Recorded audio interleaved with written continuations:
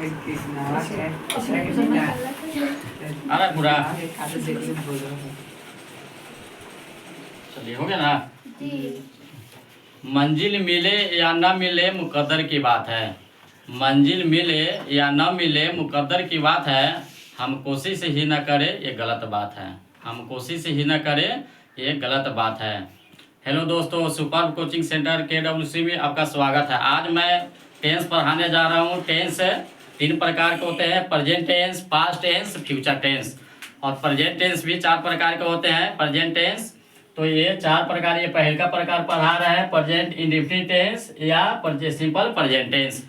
1 number में होता है इसका रिकॉग्निशन, पहचान। क्रिया के अंत में ता है, ती है, ते है, ता हूँ, ती हूँ, ते हूँ इत्यादि रहे, समझेंगे। सिंपल प्रेजेंट टेंस में है एकदम ये ऐसा पहचान है जिसमें किसी भी प्रकार का कोई कंफ्यूजन की गुंजाइश नहीं है। स्ट्रक्चर देखिए, 1 नंबर सब्जेक्ट प्लस V1 या V5 plus subject plus object. Bracket में AFFI आ रहा है, मतलब अफर्मेटिव सेंटेंस है। सब्जेक्ट प्लस डू या does plus not plus V1 plus subject AD लिखे, इसका मतलब निगेटिव सेंटेंस है। ठीक है, डू या does plus subject plus note. Note bracket में इसलिए दिए हैं कि इसमें अगर हिंदी में नहीं रहेगा तो नोट लगाएंगे, नहीं तो नहीं लगाएंगे। प्लस सब्जेक्ट INT और any interrogative negative sentence. WH plus do या does plus subject plus not, ये भी ब्रैकेट में दिया है, इसका मतलब नहीं आएगा हिंदी में तो नॉट का प्रयोग करेंगे, नहीं तो नहीं करेंगे। V1 plus object WH question है ब्रैकेट में। The method of making sentence में क्या होता है, वाक्य बनाने की विधि। I you we they, 2 या 2 से अधिक नाम रहेगा तो V1 का प्रयोग करेंगे। ही सी इट को किसी भी प्रकार का एक नाम रहेगा, सिंगल नेम रहेगा तो V5 का प्रयोग करेंगे केवल अफर्मेटिव सेंटेंस में। अब कैसे बनेगा एग्जाम्पल हम लोग समझेंगे। चलिए लिख लिए।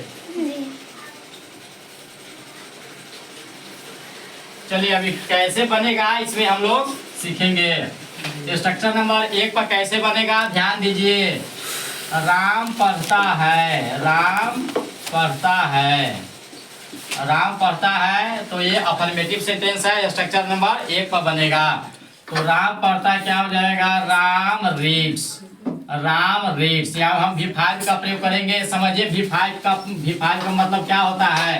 वर्ब के अंत में ध्यान दीजिए, वर्ब के अंत में एस या ES का लगना V5 कहलाता है। ठीक है, लिख लीजिए V5 बराबर वर्ब प्लस एस या ES। वर्ब के अंत में एस या ES लगना V5 कहलाता है। ठीक है, तो राम पढ़ता है तो राम रीड्स होगा। क्यों, राम एक नाम है इसलिए वर्ब के अंत में एस दिए। ES क्यों नहीं दिए हैं, यहाँ भवेल रहता तो क्या रहता, ES लगता है। यही रहेगा। देखिए दूसरा का नंबर में यही रहेगा, सीता बाजार नहीं जाती है, सीता बाजार नहीं जाती है। आप लोग लिखते चलिए, सीता बाजार नहीं जाती है। ध्यान दीजिएगा, सीता बाजार नहीं जाती है, नहीं आ गया तो स्ट्रक्चर नंबर 2 पर बनेगा, सब्जेक्ट के बाद है तो क्या हो जाएगा, सीता। नहीं के लिए हम क्या लिखेंगे यहाँ ध्यान दीजिएगा। ठीक है, नहीं के लिए यहाँ पे हम क्या लिखेंगे, डज नॉट। क्या लिखेंगे, डज नॉट। नेगेटिव सेंटेंस में एक नाम के साथ ये आता है। ठीक है, तो डज नॉट जाती है तो क्या हो जाएगा, गो। कहाँ जा रही है, बाजार, टू मार्केट। ठीक है, तो Sita does not go to market होगा, निगेटिव।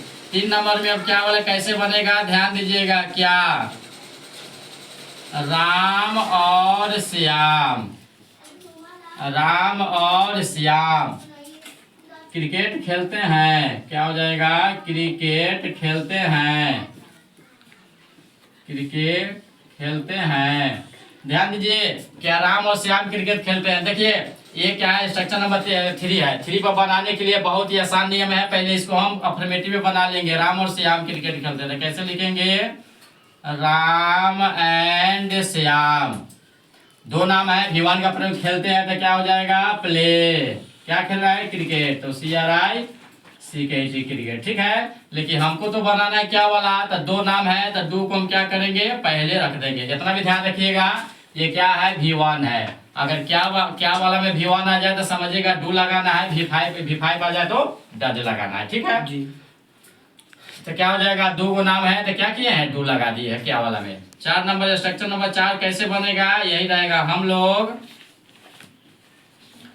लोग कैसे अंग्रेजी बोलते हैं, हम लोग कैसे अंग्रेजी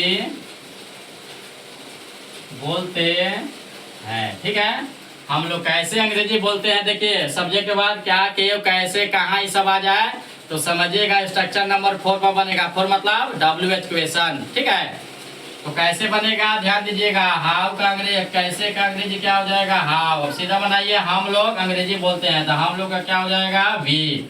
अंग्रेजी बोलते हैं तो क्या हो जाएगा, ए स्पीक इंग्लिश।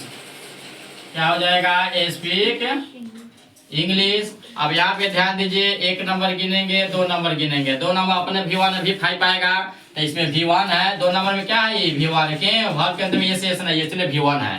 तो V1 है तो यहाँ पर हम 1 नंबर के पहले डू लगा देंगे। आपका क्वेश्चन तैयार हो गया। ठीक है, मतलब आपका सेंटेंस कंप्लीट हो गया। How do we speak English. बस आज इतना ही।